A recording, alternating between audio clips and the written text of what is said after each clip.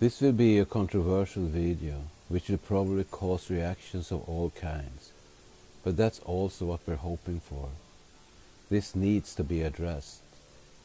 We wonder, where is telepathy when we need it?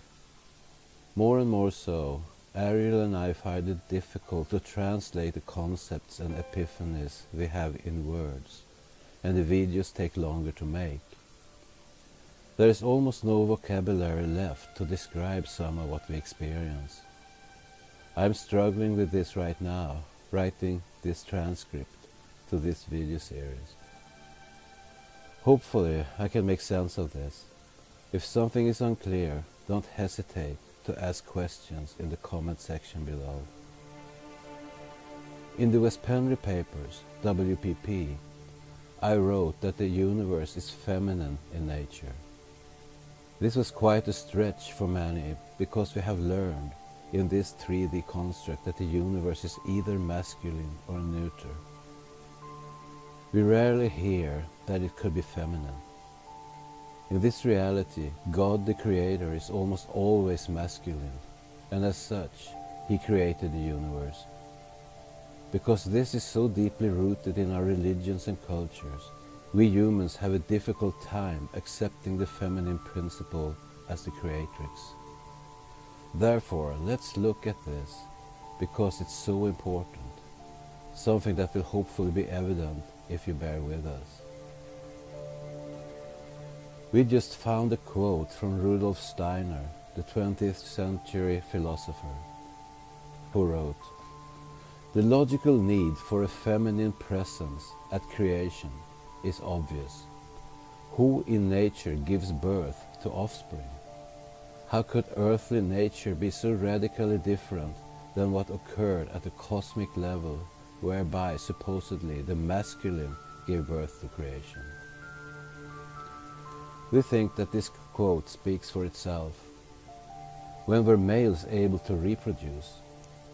Everywhere in nature it's the female who creates offspring, not the male. Still, we are supposed to believe that the universe was created by a male god at the highest level. Some might protest and say, yes, but what if God is androgynous? This is a good comment. However, if God is androgynous, fact remains, it's the female part of this androgynous deity who creates offspring. We can't get around that. In the WPP, I wrote that Thoth was equivalent to Enki, which was a mistake. He was not. In fact, he was Enki's son. And in the Emerald Tablets of Thoth, Tablet 1, it says that his father was Thotme, the keeper of the temple of the island of Unal. And we're talking Atlantis here. Thotme would then be Enki. Therefore, when I wrote about the Ritual War in the WPP, it should be the story about Thotme and not Thoth, because the story in the Ritual War paper was about Enki and not his son. Thoth, at the end of Atlantis, then became Noah, Enki's son, which will be obvious for those who read the rest of the Emerald Tablets, something we strongly suggest that you do. Here on Earth, we learn that the masculine energy moves in straightforward lines and in angles, while the feminine energy moves in curves. See description box for references. So much more interesting then when Thoth, in the Emerald Tablet number 8, reveals the following, and we quote, "I glimpsed the hounds of the barrier, lying in wait for he who would pass them. In that space where time exists not, faintly I sensed the guardians of cycles. Move they only through angles. Free are they not of the curved dimensions. Strange and terrible are the hounds of the barrier. Only the circle will give you a protection, safe from the claws of the dwellers in angles. I, on the grey shores of time-space end, found I the hounds of the barrier, ravening for the soul who attempts the beyond. Know ye, the hounds of the barrier move only through angles and never through curves of space. Only by moving through curves can ye escape them, for in angles they will pursue you. O man, heed ye my warning. Seek not to break open the gate to beyond. Few there are who have succeeded in passing the barrier to the greater light that shines beyond. For know ye, ever the dwellers seek such souls to hold in their thrall. Only the one who of light has the fullest can hope to pass by the guards of the way. And then must he move through strange curves and angles that are formed in direction not known to man. Although we strongly suggest that you read all the tablets, we find the above passage particularly intriguing. What is Thoth revealing here? It's obvious to us that the hounds, i.e. the guards who guard the exit, are Syrians. If you read the WPP level 2, you will find that the Syrians are dog beings, and they are also strongly patriarchal. Sirius is a kingdom in its most extreme form, where females are slaves to the male population. Also, Thoth writes that the hounds can only move in angles, while we must move in curves to outdo them. Does this mean that when we exit, we must do everything we can to consciously move our soul in a curve-like structure? Yes and no. It's our interpretation that he is talking about masculine and feminine energies. The AIF, being completely patriarchal, can only move their energies in straight lines and angles because that's how the masculine energy moves. We, on the other hand, need to move in curves, and the only way to do this is to develop our feminine energies. By doing so, no guard can stop us, says Thoth. This is literally so. Therefore, it's imperative that we don't become confrontational with any being or beings we encounter when we exit. What we need to do is to use our feminine energies to get out of here and not pay attention to anybody in our way. It doesn't matter if we are women or men in this incarnation. We need to develop our feminine energy either way. Not only to be sure we can exit all the way, but also because we are created gods/goddesses by default, and as such, there is no other way than to develop our feminine side, because the feminine is the creative force in the universe. We can't be successful creators without having this side of ourselves as developed as possible. This doesn't mean that we men should become women. It only means that we need to develop the traits that are typically feminine, such as unconditional love, compassion, creativity, forgiveness, tenderness, empathy, sympathy, our nurturing side, to name a few. This is crucial. This might come as a shock for many men who have been taught that a man should be macho, muscular, and the head and driving force in the family unit. In this harsh environment we call the matrix, our masculine side has got out of proportion. Why this is and how it manifests is something we will go into in more detail in the follow-up video. In the New Age and spiritual communities, we learn that there is a divine feminine and a divine masculine, and females should develop the former and men should develop the latter, so the two energies are balanced. We strongly disagree with this concept, as we see that the masculine energy, the way it has run amok here, is a distortion of the feminine energy and therefore a part of the trap. For millennia, men and women have never understood each other. It's like they are from different planets. We've all heard the saying, women are from Venus and men are from Mars. There's a lot of truth in that. The men have generally been assigned certain roles to play, while women have their own roles. This has been done to create a separation between man and woman, where they both are dependent upon each other. We say that they complement each other. In reality, women have learned to be subversive to the man, and the man's role is to keep the woman and the family safe. In this harsh environment, this has sometimes been successful, but is still a part of the construct.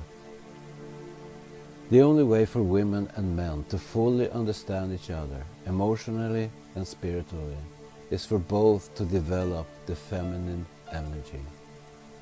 This is when they can connect on an emotional and spiritual level in full, because now they vibrate on the same frequency. When they do, a whole new universe opens up. Not only do they become twice as strong and determined, their growth together takes on exponential proportions. But wouldn't it work if both partners developed the masculine energies instead? No, it wouldn't work nearly as well, even if they met on the same frequency. The masculine energy is not the creative energy in the universe. The feminine energy is. So, how do we know that the feminine energy is the core energy of the universe? Well, the proof is everywhere. Just look at the structure of the universe. The universe is not created in straight lines and angles. It's mainly created in shapes of circles and spirals, which are both curved, feminine energies. Only in this construct can we see the emphasis of masculine angled energies, something we will talk about in another follow-up video. In the universe as a whole, we see the feminine curved energies everywhere, from planets to stars, nebula to galaxies, etc. The male angled energies can't be found anywhere. If this is not proof enough of a feminine universe, we don't know what is. Some might still say that the masculine energy is senior to the feminine energy because it is stronger. However, it depends on what we mean by stronger. Is it stronger to develop a lot of testosterone so that we easily get angry, filled with adrenaline, warlike, confrontational, in competition with others, prone to creating conflicts and revengeful, etc.? It is true that women can develop these energies too, but when they do, they are dramatizing masculine energies as well, not feminine. Even if we would try to justify the masculine by saying that men need to work to support the family, protect the family, and be the driving force, we are parroting what we have been taught to believe. The masculine energy on steroids is what has creating the living hell here on earth. Only by bringing forth our essential feminine energies again can we get a better living environment. With this said, we are not proposing that we should save this matrix because it was doomed from the day it was taken over by the overlords. But we are saying all this as a principle of how the universe works. In addition, the highest energy of creation is the sexual energy. It's the creative energy of the universe, and the sexual energy is essentially feminine in nature. This is the energy we are going to use as creators in the future, but this is also the energy we need to develop here on Earth as well, in order to be able to create to our fullest ability while inside the matrix. It all boils down to that men and women need to develop the feminine energy that this universe is created from. What Ariel and I find interesting at this moment is that people in the spiritual community are seriously starting to ponder the masculine versus the feminine energy, separate from each other, and what significance these energies might have in relation to each other. We see it almost everywhere among serious spiritual truth seekers. It's like we are coming full circle, more or less at the same time, and we have come together from every walk of life just to ponder the same thing. This is highly significant. The energies on the planet are changing drastically, and once again we're at the fork in the road. Around 2012 we aligned with the galactic center, which is pure feminine energy. And because of the usual delay in this solid construct matrix, we are now starting to experience these energies in full. Those who have done the spiritual work feel these primordial energies hitting them, and we intuitively know what we need to do.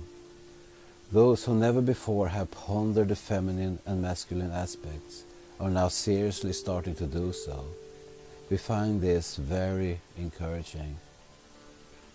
We can also see that both masculine and feminine energies are being used in white and black magic. In black magic, symbols, tools, candles and other paraphernalia are needed in order to get the desired result. In other words, the magician needs to look outside themselves to achieve their goals. This is the patriarchal masculine mimicking energies at work, coming from the AIF/Archons, who can't create anything from inside, but can only distort, mimic and mirror. True white magic comes from inside, and no symbols and tools are necessary. It's pure creation, using the inner feminine energy. In other words, masculine energy is external focus and action, while feminine energy is internal focus and intention. Keep in mind that this is not about whether we have female or male bodies. This has to do with energies and vibrations. Particularly we men need to work on developing our feminine creativity and enhance the traits mentioned above. It's crucial because it's our future. We don't want to make this video too long, so we'll stop here for now, and we'll continue discussing this subject in part 2 of this series. We are very curious to hear what you think about all this in the comment section below.